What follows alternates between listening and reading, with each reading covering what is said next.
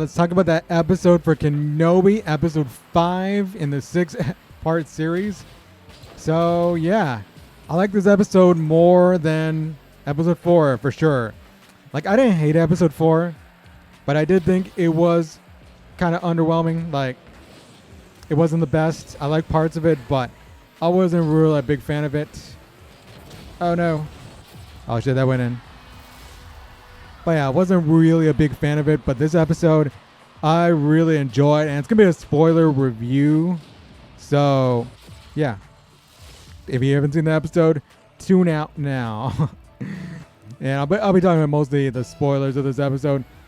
But yeah, we got the flashbacks we thought we were going to see in the last episode, I guess. Right away, too, and they were spring out throughout the episode. That wouldn't sweet if I would have scored that. But yeah, right away, we got that flashback of like young Anakin and Obi-Wan, pretty much before Attack of the Clones, I would say. Yeah, it was before, because he's got that little braid, of course. He's got that little braid that Padawans have. But yeah, but I love that sprinkled throughout the episode when each Obi-Wan and like Vader, they're both like, oh, please go in. Don't, damn it. But they're pretty much reminiscing about them, the like training with one another. But yeah, that was cool. I think probably my one gripe would, like on that would be, and it's not even a big gripe. Boom, baby. But it's not even a big gripe, is that Anakin, of course, with Aiden Christensen being 40, doesn't quite look like he did back then. Like, he's not like a 20. I don't know how old he was back in 2002 when like the Attack of the Clones came out. But yeah, but he definitely looked someone who's aged. Like, he does look sort of 40-ish, older 30-ish. I think he's in his 40s.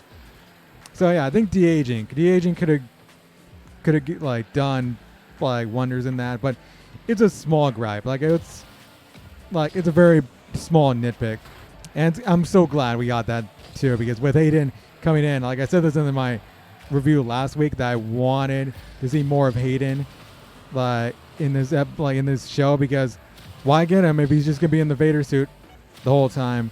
But we got it. And stuff we get in here, specifically with the reveal of Reva, of course. So let's jump into that. Reva, of course, with her scenes with Kenobi, it's revealed that, yeah, she is a Padawan, or she was one of the Padawans at the start of the series during Order 66. So yeah, and I assume that. I think everyone assumed that. So it's not like I was the only one, of course. And yeah, we get revealed that she wanted to be the Grand Inquisitor just because she wanted to kill Vader, because Vader killed pretty much all her Padawan friends and classmates. And I love that shot. I love the shot they show later with like Anakin when he's going to Order 66, hooded up, killing the Padawans. It's like, that was a really good shot. And then, of course, we saw Obi-Wan, of course. Obi-Wan earlier. Hey, there's a goal. We saw Obi-Wan, of course, go to Reva, and they have that kind of little plan where he's going to take off, and where they're going to take off, of course, and then she's going to come behind him. And like that shot at the end of the episode, man, where he's trying to hold like that. Oh, I missed it. No. But just to see that shot where he's pulling the ship down, that's a really good shot. That was a really good shot right there. I mean, it's very much CGI-ish, but that's what you're going to get with the shows. It's not like their movies. They don't have that kind of budget. Like, they still have a good budget, but like they're not like the movies where they're going to have something really like spectacular. But it was a good shot. Nonetheless, it was a good shot. No. And then after that, of course, we get the Vader and Reva fight. And yeah, it was a good, well, I wouldn't say it was a good fight, because Reva, yeah, she couldn't hold her own in that. I mean, sort of. She tried to get in with them, but it definitely was just Vader toying with her like he did with Obi-Wan earlier. So yeah, definitely toying with her. Like, she even tries to surprise him, and he's like holding her back. I'm like, yeah, you're definitely not going to get him. He was ready. And he was ready, definitely, because what was revealed later at the end, he was ready. But Yo, it was cool to see like Vader like like when he gets her lightsaber, he takes it apart and he has like he pretty much has 2 lightsabers and he throws one down and he's like, oh yeah, let's fight. And he's just like he's just easily taking that. For sure, he's just easily taking that fight. And then there was that like cool shot where they cut to that flashback where she's the youngling and she's seen Anakin, where they show her seeing Anakin, and then it transitions to Vader, and then he pretty much stabs her. I thought that was like, I thought that was a really cool shot, very cool. As a lot of shots in this like episode and the show have been really, really cool shot, really cool how they used that. But yeah, and then we of course see the Grand Inquisitor coming in. He was not dead. He was not dead, and everyone who's watched like Star Wars Rebels, like we were questioning that. We were thinking, why? Like is he really dead? When Reva stabbed him. But yeah, he wasn't. He was there all along, and Vader knew about it. He went to Vader and he was like, yeah, put it in, Margus. Cool. But yeah, the Grand Inquisitor, he knew it. He knew it, and he comes by and takes the little insignia away from Reva. But they leave her alive though. That's a crazy thing, because I thought like seeing her stabbed, I thought, okay, she's dead. But apparently she's only been stabbed in like the shoulder. I don't know what you call it, the clavicle. So yeah. But she's apparently alive. So I'm wondering what they're going to do with that, because yeah, I wanted this series still be alive. I mean, I think it would have been, I think the scene maybe would have been better. Like if it was like her dying maybe, because it'd be like tragic. Like her staying alive, as I'm trying to pass here, trying to center that ball. Where they're staying alive, and it looks like they're going to set it up where she may be going to Tatooine after she sees a hologram from Bail that's left on the ground. So I don't know. I'm kind of questioning, like, is she going to try to is she going to further turn on Vader, or is she going to go against Obi-Wan still? Like, is she trying to get in? Like, is she trying to make up, redeem herself for Vader, I guess? Like, which way is she going to redeem herself? That's the question. Okay, she's definitely going to be still alive. She's definitely going to be a big part of the of the last episode, pretty much. So yeah, I'm somewhat conflicted on that, because I think it would have been maybe a better scene if she had died, but I think I want to see more Reva, because I want to see more of Mos Ingram, because I think she can bring a lot to the role, like going further. So yeah, I think they'll continue on with her character probably, or she could be killed off in the last episode, maybe redeeming herself with like Obi-Wan and Leia and all that. I don't know, but we'll see what comes in the next episode. And also we get that Leia moment later. Oh, how dare you.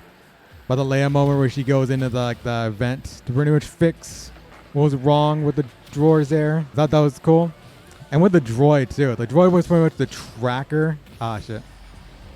But yeah, the droid was pretty much the tracker, but it was also kind of sentient also. Like, what Reva did to it also kind of made it like villainous. And also Kumail Nanjiani making a return here. So yeah, it's nice to see him back. I mean, it almost didn't really make sense for him to be back, but whatever. I like him. He's cool. So yeah, it's cool to see him back with O'Shea Jackson Jr. in here. So yeah, pretty much got a little bit of the star power. So yeah, it's cool. And then of course scene with Tala where she bites it and she sacrifices herself. That was kind of a little bit of homage maybe to Rogue One, with like the droid coming in, like the droid also playing a part in the sacrifice. But you didn't really get to know much about her. So I was like, oh man, I wish I could have known much about her. Like I wish it was equivalent of Quill's death in The Mandalorian season 1. Because that was kind of emotional. You got to know more about Quill, even though you didn't have him too long in The Mandalorian, of course, but it was enough to give you emotional about his the scene where he died. And for Tala, it's just I like their character, but I don't know. But also it made sense. Hey, there we got a goal there. We got a goal. Had to get a goal in this video. But yeah, but it made sense because I think like Tala lived probably. Like she would be a big name in the rebellion because she was kind of undercover with their empire. But yeah, we'll see what happens in the last episode.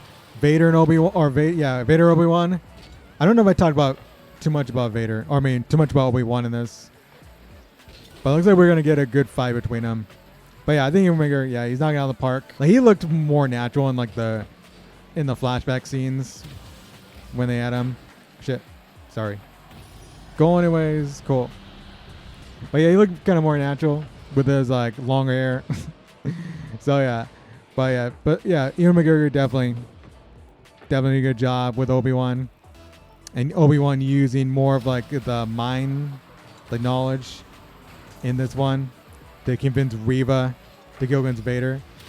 And like it's like the one thing about like that though, like he was kind of more confident with her and like fighting Vader, of course, but like I don't know, did he just set her up to just be a distraction?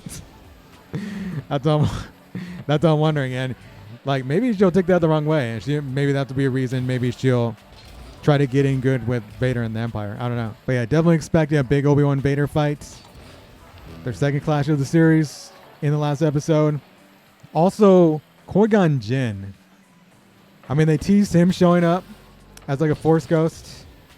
Or is it going to be a Force voice or whatever? Because I remember they mentioned in like Revenge of the Sith or whatever, I think Yoda mentioned, he wouldn't be able to be a Force ghost, I guess. I don't know.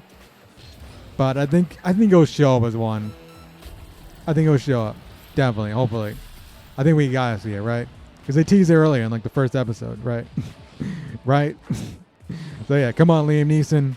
We gotta see you. We gotta see you with your set of skills. So yeah, but hey, you can tell me what you thought about the series so far. Episode 5 of Obi-Wan. So yeah, we'll see. We'll see what happens.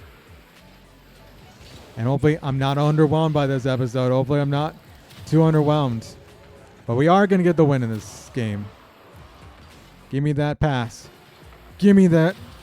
Oh, I wanted that goal. I wanted it. But yeah. But again, leave your comments down below.